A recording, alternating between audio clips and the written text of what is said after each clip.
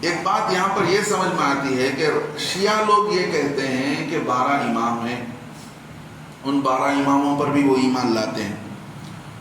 شیعہ وہ سلسلہ شروع ہوتا ہے حضرت حسن اور حسین سے لے کر، وہ چلتا ہے حضرت حسین کے اولاد، امام زین العابدین، پھر امام جعفر صادق، فلاں فلاں فلاں۔ 12ویں امام کے بارے میں ان کا خیال یہ ہے کہ وہ کسی غار میں چھپے ہوئے ہیں، وہ قیامت کے قریب آئیں گے۔ ہمارا کہنا ہے کہ امام مہدی علیہ السلام آئیں گے، ان کا کہنا ہے تو وہ یہ کہتے ہیں کہ 12 امام پر بھی ایمان لانا چاہیے۔ اب یہ آیت بتاتی ہے کہ ایمان اگر لانا ہو، ان 12 اماموں پر ایمان لانا اگر ایمان کا حصہ ہوتا تو اللہ کیا کرتے ہیں؟ یہاں پر بیان فرماتے کہ اماموں پر بھی ایمان لاؤ۔ امام کا کوئی وہ ویسا درجہ نہیں ہے جو درجہ ایک نبی کا ہوتا ہے۔ اللہ رب العزت یہاں بیان فرماتے ہیں کہ دیکھو، ایک بات اللہ نے بتایا، مال خرچ کرے اللہ کی محبت میں۔ کیا مطلب؟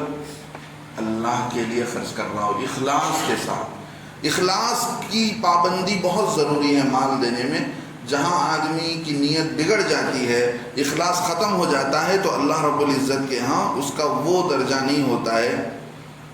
کل قیامت کے دن 3 لوگ جن کا فیصلہ سب سے پہلے ہوگا، اس میں سے ایک مالدار لایا جائے گا۔ اللہ پوچھیں گے اس میں کہ ہم نے تم کو نعمتیں دے رکھی تھی، اس مال میں تم نے کیا حق ادا کیا؟ وہ یہ کہے گا کہ اللہ تو نے جو مال دیا تھا ہر اچھے موقع پر میں خرچ کرتا تھا، ہر نیک کام میں، ہر دین کے کام میں خرچ کرتا تھا۔ اللہ فرمائیں گے جھوٹ ہے۔ وہ کہے گا اللہ میں خرچ کرتا تھا۔ اللہ فرمائیں گے تو اس لیے خرچ کرتا تھا تاکہ دنیا میں تیرا نام ہو جائے اور تو کیا کہلائے؟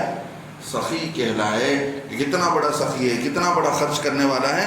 یہ نام کمانے کے لیے تو نے کیا کیا؟ خرچ کیا، ورنہ اللہ کو خوش کرنے کے لیے تو نے خرچ نہیں کیا۔ اللہ تعالیٰ، اللہ کے نبی علیہ السلام فرماتے ہیں ان اللہ تعالیٰ لا ينظر الى صورکم واعمالکم ولکن ينظر الى قلوبکم۔ اللہ تمہارے عملوں کو نہیں دیکھتے، تمہارے چہروں کو نہیں دیکھتے، تمہارے دل کی نیتوں کو دیکھتے ہیں۔ تو دل میں جو بھی عمل کرے، یہاں پر اللہ نے فرمایا نا کہ مال اللہ کی محبت میں دیتا ہو، اللہ کے لیے عمل کر رہا ہو۔ اللہ کے لیے جو عمل کرتا ہے اللہ تعالیٰ اس کو پسند کرتے ہیں۔ ایک حدیث میں اللہ کے نبی فرماتے ہیں میں سب شرکا، جن لوگوں کے لیے بھی لوگ عبادت کرتے ہیں، بتوں کے لیے عبادت کر رہے ہیں، کوئی جیسس کے نام پر عبادت کرتا ہے، کوئی گنیش کے نام، اللہ فرماتے ہیں وہ پارٹنر ہو گئے نا اللہ کے۔ یہ لوگ اللہ کے ساتھ کیا کرتے ہیں؟ پارٹنر بنا لیتے ہیں، وہ شریک جن کو کہا جاتا ہے۔ اللہ فرماتے ہیں سب شرکا سے زیادہ میں بے نیاز ہوں۔ اللہ کی ذات اللہ کو کسی کی ضرورت نہیں ہے، اللہ کی ذات بے نیاز ہے۔ تو فرمایا سب شرکا سے زیادہ شرک سے بے نیاز ہوں۔ جو شخص ایسا عمل کرے کہ میرے علاوہ کسی دوسرے کو شریک کر لے تو اس کے عمل کو چھوڑ دیتا ہوں۔ کیا مطلب؟ مشرک کے عمل کو اللہ پسند نہیں کرتے، قبول نہیں کرتے۔ اللہ سے بہت ڈرتے رہنا چاہیے کہ کہیں ہمارے مال برباد نہ چلے جائیں۔ اب یہ سوال یہ پیدا ہوتا ہے کہ کچھ رشتہ دار جو لوگ ایمان میں آ گئے، نئے ایمان لائے ہیں، ان کے کچھ رشتہ دار کافر ہوتے ہیں۔ اللہ کے نبی صلی اللہ علیہ وسلم نے بیان فرمایا کہ ایک صحابی حضرت ابو بکر رضی اللہ عنہ کی بہن نے فرمایا کہ میرے پاس میری ماں آئی، اللہ کے نبی علیہ السلام سے فرماتے ہیں وہ مشرکہ تھی، میں کیا کروں؟ اللہ کے نبی علیہ السلام نے فرمایا ان کے ساتھ حسن سلوک کرو، ماں کے ساتھ جیسا برتاؤ کرنا ہے ویسا کرو، اس لیے کہ وہ مشرکہ تو ہے لیکن ماں تو ہے تمہاری۔ تو ایمان یہ سکھلاتا ہے کہ رشتہ داری کو برقرار رکھا جائے، اور آگے فرمایا مہمانوں کا بھی اکرام ہو، مہمانوں کو کھلانا پلانا یہ ایمان کا حصہ ہے۔ اللہ کے نبی علیہ السلام فرماتے ہیں جس کو اللہ اور آخرت پر ایمان ہے اس کو چاہیے کہ اپنے مہمان کا خیال کرے، اسے کھلائے پلائے۔ یہ چیزیں ہیں۔ آگے اللہ رب العزت نے جو بتایا کہ ایمان لانے والے یہی لوگ ہیں، جن کو اللہ پر ایمان نہیں لاتے ہیں وہ کیا کہتے ہیں؟ بدعہدی کرتے ہیں۔ منافق کی 3 نشانیاں اللہ کے نبی علیہ السلام نے فرمایا کہ پہلی بات اذا حدث کذبا، جب بولے تو جھوٹ بولے گا، وَإِذَا وَعَدَ أَخْلَفَ، وعدہ کرے گا تو اس کے خلاف ہی کرے گا، وَإِذَا اؤْتُمِنَ خَانَ، اس کے پاس کوئی چیز امانت رکھی جائے گی تو خیانت کرے گا۔ اور منافق کی نشانی یہ بھی ہے کہ اسے فجر کی نماز اور عشاء کی نماز بہت بھاری لگے گا، ایک پہاڑ سر پر رکھا ہوا ہو اتنا اس سے بھی زیادہ وزن معلوم ہوگا منافق کے لیے کون سی نماز؟ عشاء کی نماز۔ حدیث میں آتا ہے۔ اور منافق کی اور نشانیاں لکھی ہوئی ہیں کتابوں کے اندر کہ وہ کسی سے محبت نہ رکھے، لوگ اس سے محبت نہ کرے، رات بھر جانور کی طرح رات بھر غفلت میں رات بھر سوتا رہتا ہو، دن رات بھر جانوروں کی طرح کھاتا رہتا ہو۔ یہ ساری نشانیاں لکھی ہیں منافق کی۔ اللہ ہم سب کی حفاظت فرمائے۔ اللہ رب العزت نے ایمان والوں کی یہ صفات جو بیان کیا ہے اس کو اپنی زندگی میں لانے کی ضرورت ہے۔ آگے چل کر اللہ رب العزت نے ایک آیت بتایا، اس کے بارے میں مختصراً آپ حضرات کے سامنے بات رکھ کر اپنی بات کو ختم کرتا ہوں۔ آگے اللہ فرماتے ہیں یا ایھا الذین آمنوا، ایمان والو، کتب علیکم القصاص فی القتل، فرض ہوا ہے تم پر فرض کیا گیا ہے برابری کرنا مقتولوں کے معاملے میں۔ کیا مطلب؟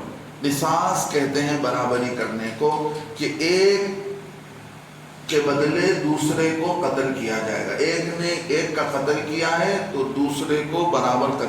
پچھلے زمانے میں کیا کرتے تھے کہ بڑے خاندان والے چھوٹے خاندان والے، اگر بڑے خاندان والے کے غلام کو قصاص میں، اگر کسی کے بڑے خاندان کے غلام کو کسی نے قتل کر دیا تو اس کے بدلے اس کو برابر سمجھا جاتا تھا چھوٹے خاندان کے مرد کے برابر۔ ایسے ہی غلام کے بدلے غلام برابر نہیں سمجھتے تھے، چھوٹے خاندان اور بڑے خاندان کا فرق کرتے تھے۔ اس زمانے جہالت کے اندر یہودی لوگ اور اہل عرب کے درمیان یہ دستور تھا کہ ایک شریف النسب ہے۔ کیا مطلب شریف النسب کا؟ اونچے خاندان، اور ایک کم گھٹیا قسم کے لوگ ہیں، تو آزاد عورت اور غلام کے بیچ میں فرق کرتے تھے، برابری کے ساتھ قتل و قتال کے اندر معاملہ نہیں ہوتا تھا۔ کیا ہوتا تھا؟ یہ ہوتا تھا آزاد کو اور ذلیل رذیل لوگوں کے آزاد کو اور عورت کے بدلے مرد کو۔ سمجھ رہے ہیں کہ ادھر عورت کا انتقال ہوا، ادھر عورت مری ہے تو اس کے بدلے قصاص میں بدلے میں کس کو مارا جائے گا؟ عورت کو مارا جائے گا نا۔ ان کے درمیان انصاف یہ ہوتا تھا کہ دیکھو اگر اونچے خاندان کی عورت ماری گئی ہے تو اس کے بدلے میں اونچے خاندان کا کوئی مرد نہیں مارا جائے گا، بلکہ اس کے بدلے میں فلاں کو مار دو۔ اس طرح کی ناانصافیاں ہوتی تھی۔ اللہ رب العزت نے قصاص کو اٹھا کر بتا دیا کہ دیکھو جو لوگ کسی کو مارے ہیں تو برابر ان کو بھی مارا جائے۔ ایک کے مارنے میں 10 آدمی شریک ہیں تو 10 کا قتل کیا جائے گا۔ آگے اللہ بتاتے ہیں کہ وَلَكُمْ فِي الْقِصَاصِ حَيَاتٌ، تمہارے لیے قصاص میں زندگی ہے۔ کیا مطلب؟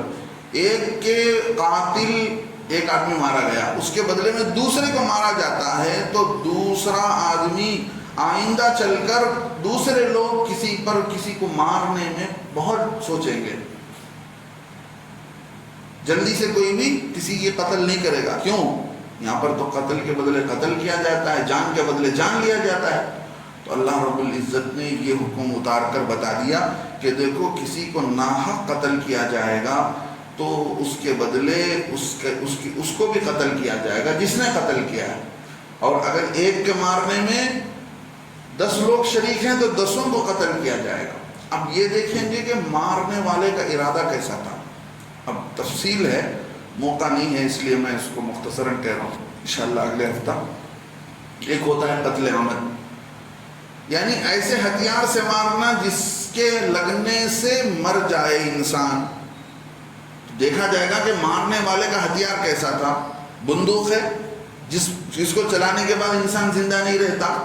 تو قتل عمد یہ ہے کہ جان بوجھ کر قتل کرنا۔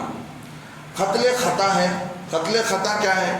قتل خطا یہ ہے کہ آدمی نشانہ لگا رہا تھا ہرن کو، بیچ میں انسان آ گیا، اور وہ بجائے نشانہ گرن کو لگنے کی کسے لگ گیا؟ تو یہ غلطی میں قتل ہوا ہے تو اس کا حکم الگ ہے. قتل غیر آمد ہے، قتل خطا ہے، تو اس کی تفصیلات انشاءاللہ آئندہ چل کر آپ حضرات کے سامنے آئیں گی. یہ بہت تفصیلی آیت تھی، اس کے بارے میں اللہ رب العزت نے بتایا ہے. ان آیتوں کا ترجمہ اور اس کی تفصیل، اس کے احکامات آپ حضرات کے سامنے پیش ہوئے کہ یہودی لوگ اسی بات پر خوش تھے کہ وہ ہم قبلے پر جمے ہوئے ہیں. اللہ رب العزت نے بتایا کہ صرف قبلے کی طرف رخ کر لینا کافی نہیں ہے، بلکہ آدمی کو چاہیے کہ ایمان بھی لائے، مال بھی خرچ کرے اور بدنی عبادت بھی کرے. ایمان اسلام کے اندر سب چیزیں ہیں، بدنی عبادت بھی ہے، جانی عبادت بھی ہے. سب ادا کرنے والا ہی سچا مومن ہوتا ہے، یہی متقی ہوتا ہے. اللہ تعالی ہمیں ان باتوں پر عمل کی توفیق نصیب فرمائے. آمین. وآخر